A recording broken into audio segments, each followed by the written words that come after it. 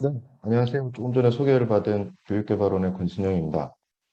저는 따로 파워포인트를 준비하지는 못했고요. 이 토론문은 아마 학교 홈페이지 알집으로 같이 묶어서 올라가 있는 걸로 알고 있습니다. 네, 참고를 해 주시면 감사하겠습니다. 주현진 교수님 논문 발표되고 당시에도 저도 읽어봤었고요. 그리고 저도 이제 기본적으로는 양적 연구 베이스에서 연구를 수행하기 때문에 오늘 지적해 주신 내용들에 대해서 대부분도 공감을 하고 있고, 실제 뭐 저도 그랬던 것 같아요. 박사 과정 중에 처음에 이제 학술지 논문 쓸 때, 그때 이제 연구 방법에 대한 어떤 확신이나 이런 부분이 좀 완벽하지 않았을 때, 과거 한 10년 전에 썼던 양적 연구 방법들을 좀 보면은 일부 좀 부끄러운 점이 좀 있지 않나, 좀 그런 점도 좀 반성을 하게 됐고, 또 엄밀하게 또 이것을 적용해야 된다. 자기의 양적 연구 베이스로 연구를 하려고 한다면 그런 것을 성찰할 수 있는 계기가 됐던 것 같습니다.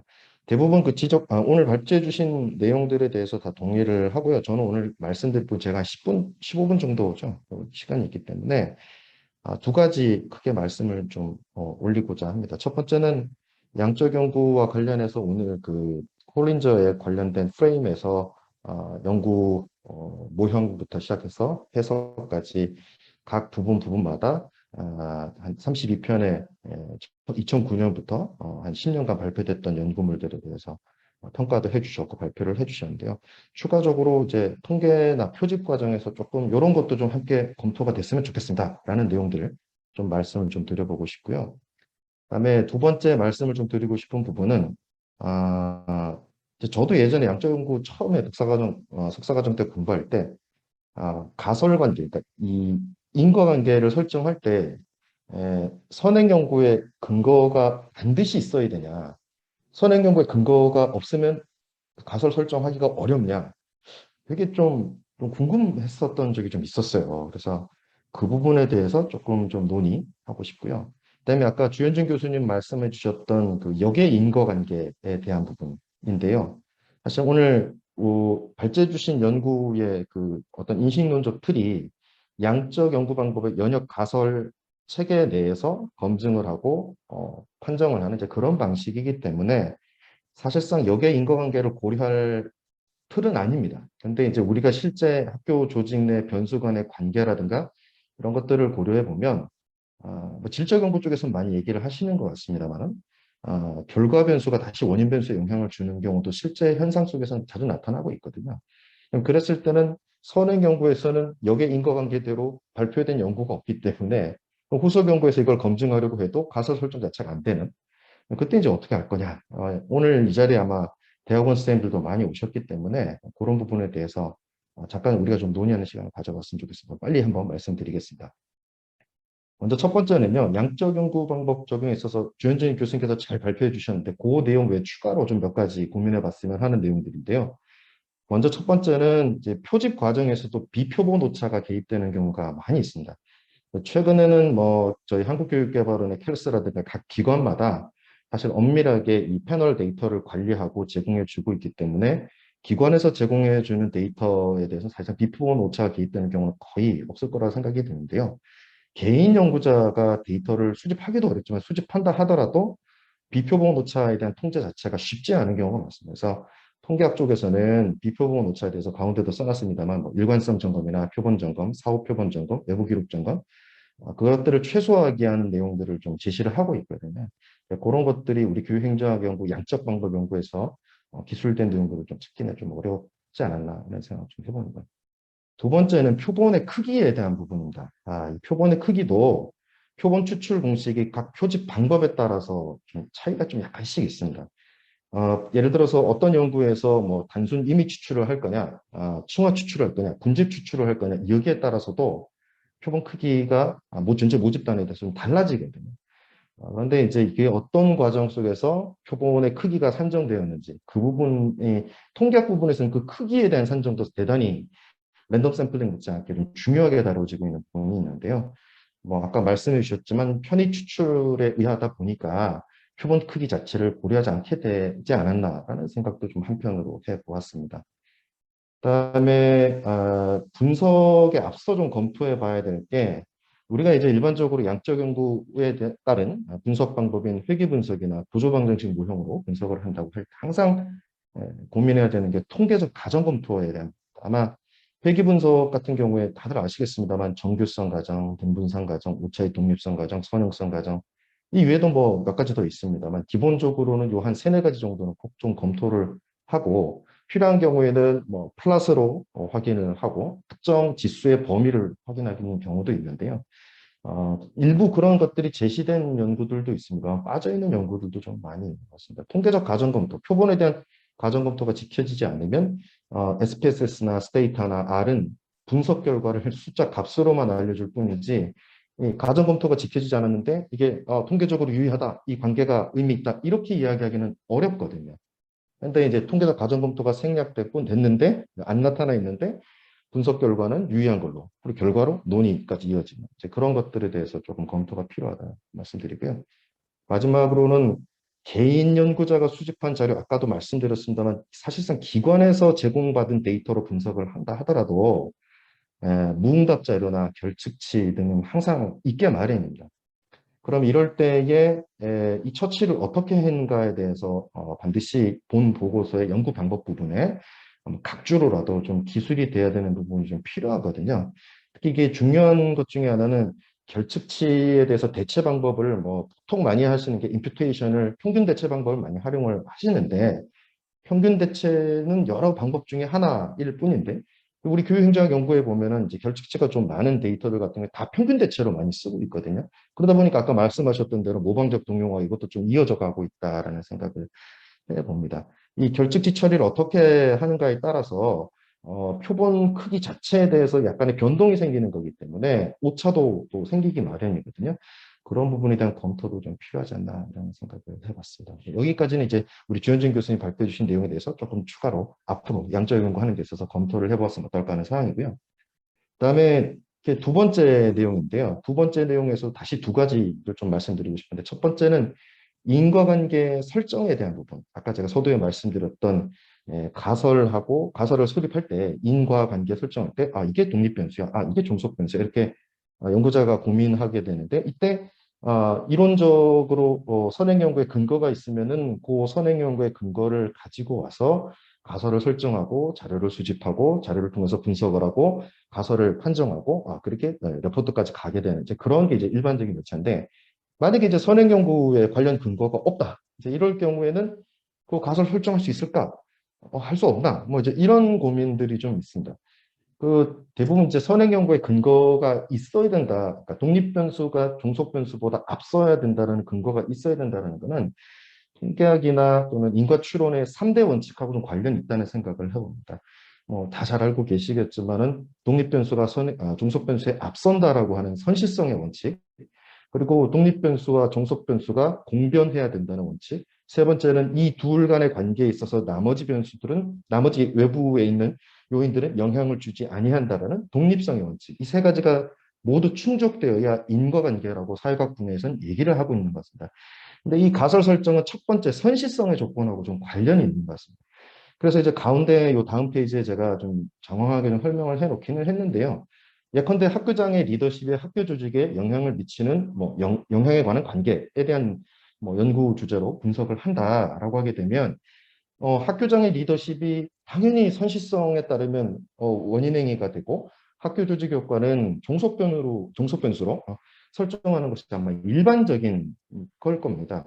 근데 이제 우리가 한번 조금 곰곰이 학교 조직의 상황을 좀 생각을 해보면 그 학교장, 교장 선생님이 학교 조직의 효과를 보고 내 학교장의 리더십이 어떻게 변화되는 경우도 있지 않을까 이런 우리가 이제 상상력도 한번 발휘해 볼 수가 있거든요. 근데 선행 연구에서 학교 조직을 독립 변수로 놓고 교장의 리더십을 종속 변수로 놓고 어떤 뭐 관계 분석을 하거나 또는 질적 연구에서 뭘 하거나 이런 근거가 없으면 사실상 이 관계에 대해서는 차후 연구에서도 이게 분석 자체가 연구 자체가 안 되는 거죠. 그래서 이런 부분에 대해서 좀 검토와 고민이 필요하지 않을까라는 생각을 해봤습니다. 사실 뭐 너무 이제 학교장의 리더십이 독립 변수로 우리가 생각하고 조직 효과를 종속 변수로 생각하는 건 당연한 건데 좀 아까 제가 말씀드린 그런 역의 관계에 대해서도 근거가 없을 때 최소한 뭐 경험 측상의 근거라든가 타학문 분야에서 관련 있는 그 변수와 유관 변수와 관련 있는 근거라도 우리가 제시를 해야 커미티 심사위원들께서 그 부분에 대해서 납득할 수 있다 하면 이제 심사가 진행되는 경우가 있습니다만 그런 경우가 아니라면 사실상 이게 가설 설정하기도 좀 어렵지 않을까라는 그런 생각 좀 해봤습니다.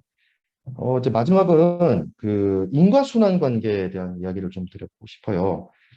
지금 이제 우리 주현진 교수님께서 오늘 발표해 주신 내용들은 관계 분석 자체, 그러니까 순환 관계를 고려하지는 않습니다. 사실 구조방정식 모형 여기 계신 모든 선생님들 보시면 아시겠지만 잠재 변수가 독립 변수, 종속 변수가 있는데 종속 변수가 다시 화살표가 독립 변수로 연결되는 경우는 없습니다. 그렇게 되면 리커시브라고 해서 계속 뱅글뱅글 돌아가게 되겠죠. 수렴이 안 되는 거죠.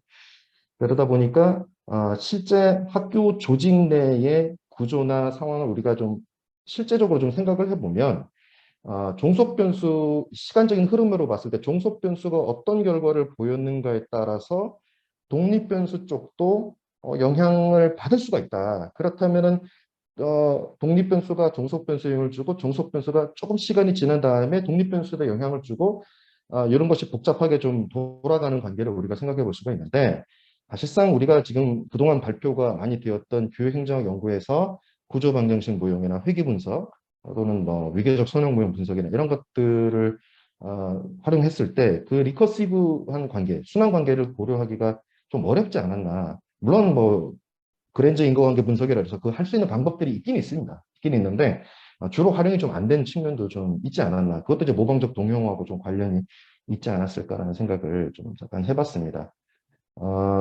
그래서 그런 것들을 조금 좀 검토를 앞으로는 조금 우리가 해봤으면 좋겠다는 생각을 해보고요. 마지막으로는 우리가 이제 학교 조직에서 변수라고 얘기하지만 그 변수들은 우리의 눈에 보이지 않는 잠재, 즉 이제 우리의 사회 심리적인 속성에 대한 것들이잖아요. 그러다 보니까 이제 그 속성에 대한 가장 관련성이 있는 뭐 학생이나 교원이나 학부모들로부터 조사 도구를 통해서 값을 얻고 그것으로부터 이제 분석이 진행이 되는데 근데 가만히 생각을 해보면 이 선생님이나 교원들이 어떻게 보면 일종의 행위자의 특성을 좀 갖고 있다는 생각도 좀 해봅니다. 행위자라는 특성을 갖고 있는 상황에서 조사 도구에 의해서 값을 얻고 그 값에 의해서 물론 이제 그 논리 체계 내에서는 그게 맞는데 그러면 그 논리 체계 내 한정된 결론과 논의로 모아지게 된다라는 이야기가 될 수 있겠죠. 그래서 그것을 조금 좀 벗어나기 위해서는 조사 대상이었던 교원, 학생, 학부모가 행위자로서의 속성을 가질 수도 있다. 그렇다면 우리가 지금까지 주로 활용해왔던 양적 연구 방법 자체가 틀렸다는 게 아니라 그 외에 좀 다른 방법들도 우리가 고민해보고 그런 방법들을 활용해서 그 관계나 또는 맥락 속의 구조를 좀 파악해 볼 수 있지 않을까 이런 생각을 좀 해봤습니다. 주 교수님 연구 마지막 부분에서 봐도 앞으로 이제 다양한 방법들, 특히 행동경제학에서 쓴 방법들도 사용될 수 있다 이런 말씀도 잠깐 해주셨거든요. 저는 적극 공감을 하고요.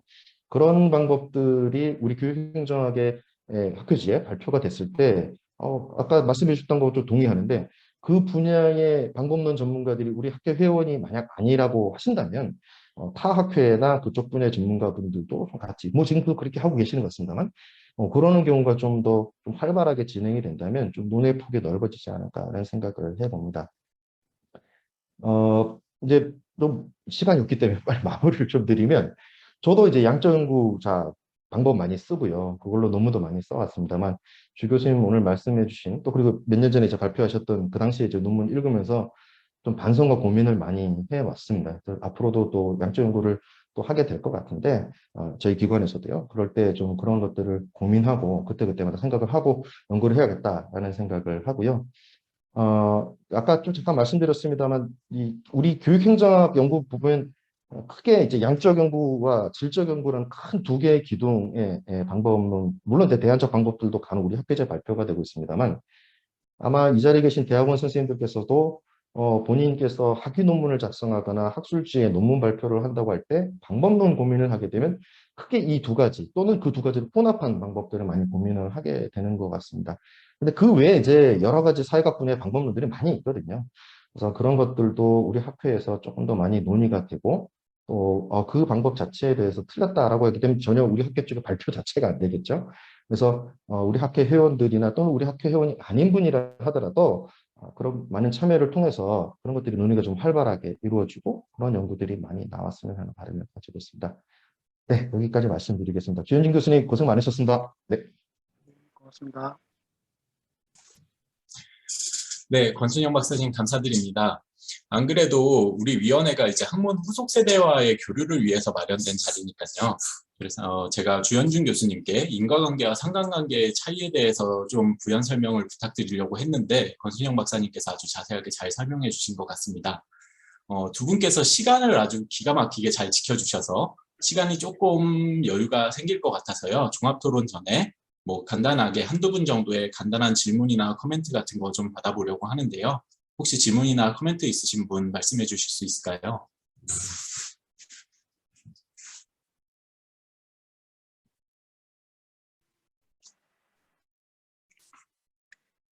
네, 이성희 박사님. 네, 주현진 교수님 굉장히 용기 있고 그런 발표 너무 잘 들었고 굉장히 저는 질적 연구자로서 잘 모르지만 굉장히 도움이 됐고요. 권순영 박사님 그 토론도 굉장히 좋았습니다. 저는 관련해서 하나 질문 드리면 그 권순영 박사님께서 말씀하신 그 recursive라는 순환적인 그 관계 있잖아요. 저는 그게 잘 뭔지 약간 감이 안 오는데, 그러니까 종속 변수 다음에 독립 변수가 오고 그게 또 다시 종속 변수 다시가 될 수도 있는 거잖아요. 그러니까 결국에는 이론의 문제인 건데 약간 저는 비판적 실제론에 기반한 연구 방법론을 쓰고 있는데, 그러니까 지금 양적 연구에서 말하는 그런 경험주의의 그런 인식론이랑 그다음 해석주의의 그런 인식론을 다 이제 수용하는 이론인데, 거기서는 선제하는 구조, 아까 행위자도 말씀하셨는데 선제하는 구조 그게 T1, T2에 있고, 그다음에 사회적 상호작용 그게 T2, T3에 있고, 그다음 T3, T4에 변화된 구조와 변화된 행위자가 있거든요. 그래서 이게 recursive가 아니고 T1, T4까지 있고, 그 다음 T4부터 다시 T1 다시로 해서 시작되는 그런, 여기서는 형태 발생론적 접근이라고 하거든요. 그래서 이게 시간의 흐름에 따라서 이게 recursive가 아니고 이렇게 쭉쭉 나가는 거거든요. 그러니까 근데 그 순환적이라는 의미가 어떻게 양적 연구에서 이렇게 적용해서 될 수 있는지 그게 조금 궁금했습니다.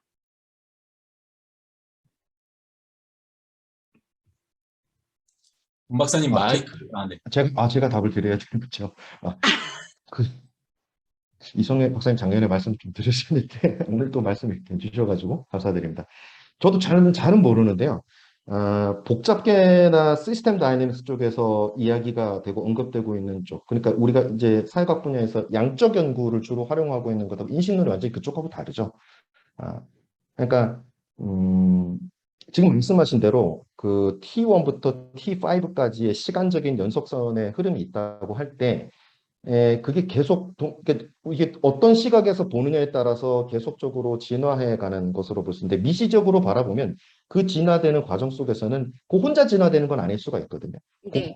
어떤 하나의 개체가 다른 개체하고의 관계도 있을 수 있고, 맥락하고의 관계도 있을 수 있고, 환경하고의 관계가 있을 수 있는데, 그 관계를 맺었다는 자체가 그 개체 입장에서 보면은 계속적으로 순환적으로 뭔가 발현되는 거죠. 있다라는 거죠. 그러니까 T1부터 T5까지 그 개체가 성장해 가거나 뭔가 변화해 가는 걸 보면 개 자체로만 보면은 뭔가 순환하는 걸로 보기는 어려운데, 그 개체가 독립적으로 아주 이 진공 상태에서 혼자 있는 개체가 아니기 때문에 다른 개체하고의 관계나 맥락, 환경 이런 것들하고 미시적으로 볼 때는 순환적 관계가 있다. 그거를 좀 이해하시면 어떨까 싶습니다. 네, 답변이 되실지 모르겠습니다. 네, 감사합니다. 혹시 또 뭐 궁금하신 점 있으신 분 있을까요?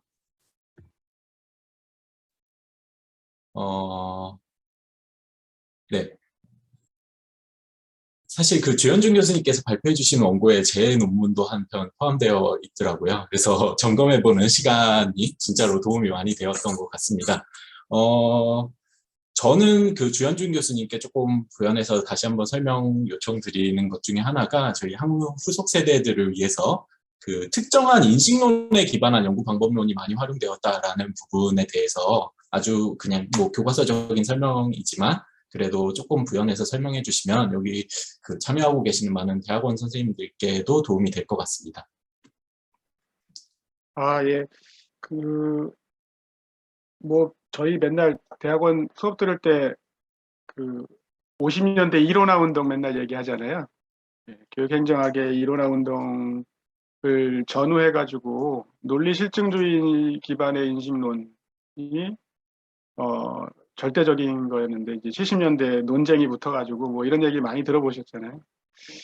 근데 우리 교육행정학계도 방법론이나 인식론이 점차적으로 다양해지고 있는 거는 뭐 분명한 사실이고요. 실제 그 논문 트렌드 분석을 보면은 질적인 연구, 그 다음에 다른 방법들이 뭐 폭발적으로 증가하진 않지만은 증가하고 있는 추세이긴 한데 조금 좀 비판적으로 말씀드려 보면은 특정 대학원의 특정 교수님은 이제 양적 연구자예요. 근데 그 아래 이제 제자들은 거의 그 방법을 따라하는 경향이 있거든요. 그래서 32편의 논문이 뭐 다 그런 건 아니지만은 특정 대학의 이제 교수님하고 제자들하고 쓴 논문들이 거의 패턴이 똑같은 그런 일이 벌어지고 있어요. 그래서 이게 왜 그럴까 그런 고민을 좀 하게 됐고요. 거기에 아까 말씀드린 것처럼 그 연구 방법론에 대한 커리큘럼이 저희 때보다는 많이 좋아지긴 했는데 그래도 여전히 좀 부실한 게 아닌가 그런 생각을 좀 가져봤고요. 논리실증주의 기반의 인식론이 뭐 아까 권순영 박사님 말씀해준 나쁘다, 틀리다 이게 아니고 그걸 좀 보완해서 좀 하면은 훨씬 더 발전적인 어떤 방법론이 되지 않을까 싶고 그러기 위해서는 이제 여러 가지 이제 해결해야 될 문제들이 분명히 있는 것 같습니다. 아까 권순영 박사님이 그 세 가지 오늘 말씀해 주셨는데 시간 되나요? 제가 말씀드려도 되나? 네, 괜찮습니다, 교수님. 처음에 표집 문제는 다행히 이제 그 개인이 표집하려면 힘들지 않습니까? 연구자이긴 하지만 그 문제는 사실은 좀 확대해서 생각을 해보면은 그 연구자가 현장에 다가가기 그만큼 어렵웠었죠. 지금도 그렇고 뭐 실정 연구도 마찬가지일 겁니다. 연담 대상자를 선정하기도 어렵고 다가가기도 어렵고요. 학위 논문 이제 저희 지도하다 보면은 이제 설문하겠다고 이제 연구계획서 가지고 오는데 표식 어떻게 할 거냐고 했더니 대부분 쉽게 생각하는 거죠. 이제 아는 사람들 통해 가지고 그만큼 이게 접근하기 참 어렵구나. 어떻게 보면은 이 학술적인 이쪽 측면과 현장 두 양쪽 모두 좀 열려져 있어야 되는데 그게 좀 아쉬운 부분들이 분명히 있고요. 다행히 패널 데이터들이 요즘 잘 과거보다는 잘 돼 있어가지고 아까 말씀드린 그런 표집의 문제는 좀 많이 해소가 되지 않을까 싶고요. 아까 가설 말씀하셨는데 지나치게 그 일반적인 절차를 우리가 꼭 준수하려다 보니까 교장 리더십 연구 논문들 보면은 솔직히 말씀드려서 재미가 없잖아요. 변수만 자꾸 바꿔요. 그냥 이론적 가설에 근거해가지고 그래서 이 변수 교체하는 논문 좀 제발 좀 그만 썼으면 좋겠다라는 생각으로 사실은 이 논문을 쓰게 된 겁니다. 때로는 엉뚱한 상상, 뭐 일반적인 절차에서는 벗어났지만은 아까 권 박사님 말씀해주신 엉뚱하다는 표현이 맞는지 모르겠는데 조금 새로운 가설, 새로운 모형 이런 것들도 좀 넓게 한번 수용을 하고 그런 것들의 어떤 관계도 분석해 보는 게 의미가 있지 않을까라는 생각도 너무 물론 그 절차를 지켜야죠. 절차를 지켜야 되고 원칙을 지켜야 되는 건 맞는데 때로는 조금 엉뚱한 상상이 오히려 엄청나게 큰 연구 결과 가져올 수도 있을 것 같아서 그런 생각을 좀 해봤습니다. 네, 감사합니다. 저희 이제 두 번째 발표 마친 후에 종합 토론 시간 조금 가지려고 하니까요. 혹시 못 다신 질문이나 코멘트들은 그 시간을 활용해서 말씀해 주시면 좋을 것 같고요. 저희 잠깐 휴식하였다가 11시 5분에 다시 모여서 두 번째 발표와 두 번째 토론 한번 들어보도록 하겠습니다. 주현중 교수님과 권순영 박사님 너무 감사합니다. 네, 고맙습니다.